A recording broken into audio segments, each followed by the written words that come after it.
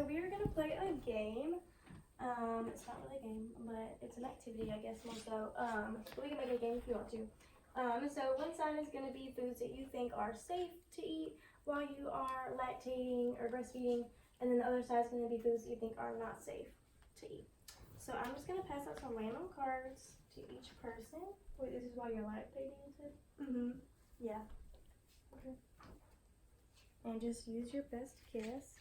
Anna, I'm gonna And we put them on the board? let you just decide where you want us to go. Okay, later, since you're breastfeeding her. Okay. Safe or Not safe. just in general safety? Like, if you think that would be okay for you to eat while you're breastfeeding. What if you think it's okay in limited portions? You put it in the middle? You can, yeah. We're gonna talk about each one, so.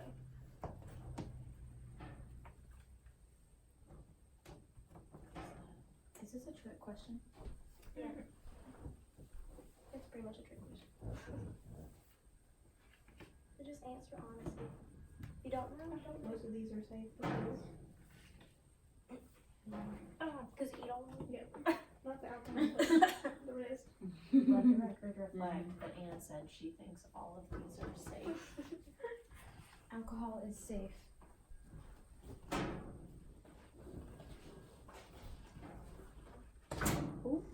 Let me not. Sorry. Alright, Anna, where do you want deli meat to go? I hope safe. You hope safe? Gonna find out. I guess it's not safe for pregnancy, but But this is specifically lactation.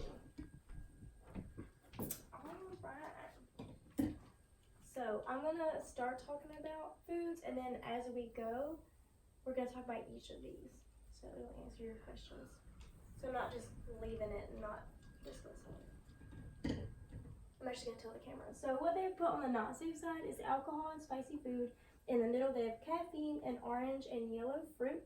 And then on the left side, I believe, is whole, right? I'm good. Okay, you read? Whole grains, mint, deli meat, vegetables, lean meats, seafood, and garlic on the safe side. So stuff that it's okay for them to eat while lactating.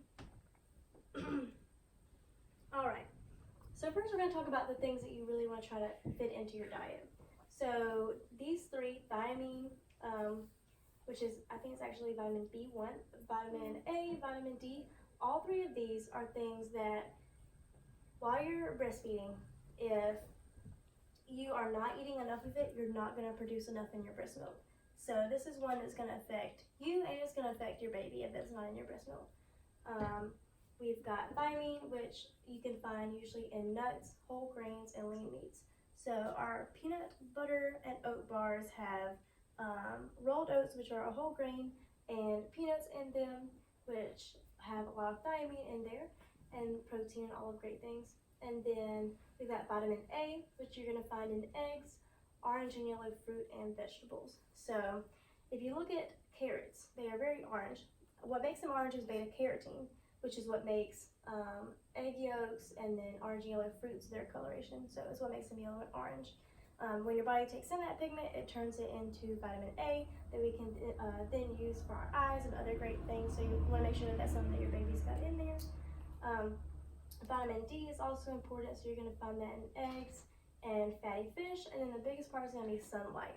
So usually they recommend twice a week you go out for about 15 minutes and have your arms and face exposed to the sun to make enough vitamin D. But that's in a fair skin individual, so if you're a little bit darker in skin, it's going to require a little bit more time. It's something you can get from your doctor, or that you can talk to another health professional about, or find online through scientific recommendations and stuff like that. So all of those are important. It's a little bit difficult to find foods that have a lot of vitamin D in there. That one's really hard. A lot of the world is vitamin D deficient, so that's definitely a big challenge for everyone. You can also, there's like different supplements you can use, but the best way is usually sunlight. You make a lot of it that way. But obviously skin cancer, sunburn, stuff like that is a big risk. One of the biggest things is our babies are a little bit more sensitive to sunlight. So they get burned easier, they overheat a little easier. So it's important that you provide enough of that in your breast milk so that they're not becoming deficient because they can't be in the sunlight quite as long. So that's important. All right, another one is calcium. So that one you're gonna always produce enough in your breast milk. So even if you're not eating enough, you're still gonna produce it, which could lead to bone loss and stuff like that you hear women developing later in life and stuff like that. So we wanna make sure we're getting that either from dairy, leafy greens, dried fruits have a lot of it. Dairy is actually usually enriched with vitamin D as well. So if you get like the gallon milk, sometimes you can get a little bit more vitamin D that way as well. But the biggest thing is just having a balanced diet. So eating colorful foods, like I said, our yellows and oranges, eating a lot of vegetables and fruits, eating your lean meats, staying away from processed foods, and red meats and super fatty stuff like that. And then exercise is also important. And then a lot of these sound scary, like, oh my gosh, is my breast milk, is it good enough? Am I too deficient in these things? But as long as your baby is growing well and, your doctor thinks they're looking good, usually you're fine. But it is something important to think about, what you're eating does go into your breast milk and does kind of affect some things. I'm gonna go back to this one so we can talk about our board here. So I'm gonna go over the ones here that are safe. So spicy food and mint are safe. So is garlic. Those can actually flavor your milk, and babies usually like it. So you think, oh my god, what if they don't like mint? What if they don't like garlic or onions? But usually it can make them a little bit more interested and make them like it more. So fun fact. Seafood is safe. It's actually recommended. So you can get DHA and EPA and some good omega-3 fats. Lean meats are good in moderation. Vegetables, your orange and yellow fruits, where we talk about with vitamin A, and then whole grains with thiamine. All those are really good. And then our caffeine and alcohol we're going to talk about in a minute. So we'll get to those. I have here a recipe that I prepared for this course actually earlier on. Michelle, did you want to maybe talk about like where you got this recipe? My dad grew up in China, and he wanted to show me some recipes that he knew how to make. And I told him that, so I've had this in restaurants before, and I really liked it. So yeah, it comes from the Sichuan province of China, and they typically have more spicy food. Cool. Yeah, so she actually, me and her prepared this together. I'd like to say that I prepared it alone, but she definitely led the way. This one's got a lot of, oh bless you, little baby Hadassah. So this has got a lot of pork in it, which is high in thiamine. And then we've also got some vegetables, so we've got peppers, we've got ginger, green onion, some cilantro, fun stuff like that. So this is a good one to make. I've got it all here. I can send you this recipe afterwards. But I just wanted to present it so you could kind of see, some of those ideas kind of in a different way. So not just eating vegetables or eating whatever. This is actually a full meal. You can make it with brown rice to kind of increase your fiber and complex carbs and stuff like that. So this is a good one. You can kind of change it up. You can just use tofu if you don't want the meat in there and stuff like that. So it's a really good one. And this is what it looks like. Michelle made it for me and it was super delicious. And then I made it a couple weeks later with brown rice and with less pork. It was great. I didn't know that. Alright, so here's some foods to avoid. Limit is probably the best word, or monitor.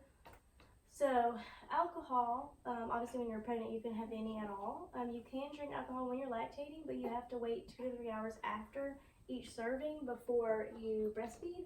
And if your breasts are full while you've just been drinking, then you're gonna have to do what they call pump and dump. So you'll have to pump and then just discard it, pour it down the sink, throw it out. But they also sell test strips you can get that can show you if there's alcohol in your breast milk. They usually say if you're feeling tipsy at all, then definitely don't breastfeed. If you've sobered up afterwards, usually it's safe because it's gonna go, rise and fall with your blood alcohol levels, but it's always best to wait at least 3 hours, and then you can use the test strips as well. Caffeine is usually not a problem, so in pregnancy they like for you to limit it below a certain amount, below a certain number of milligrams. But when you're lactating, it's usually fine, so it's kind of going to depend on your baby. So if you feel like they're kind of irritable or have some issues sleeping, it could be because you have a lot of caffeine in there and it's going straight to them, in your blood and everything. But unless it's causing issues, it's usually not a problem. So while you're lactating, there's usually not that many things that you can't eat when you go out to restaurants or whatever. But remember, we're going to try to get a balanced diet. And if you're going to drink alcohol, you need to wait 2 or 3 hours afterwards before you're going to breastfeed.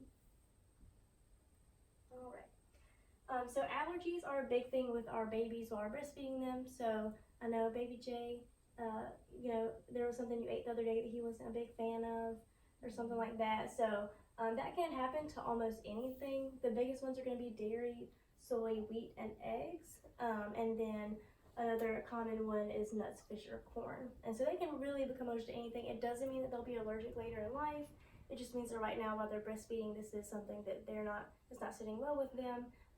It could go longer, but usually it's gonna kind of clear up as they're starting to eat baby foods and pureed stuff.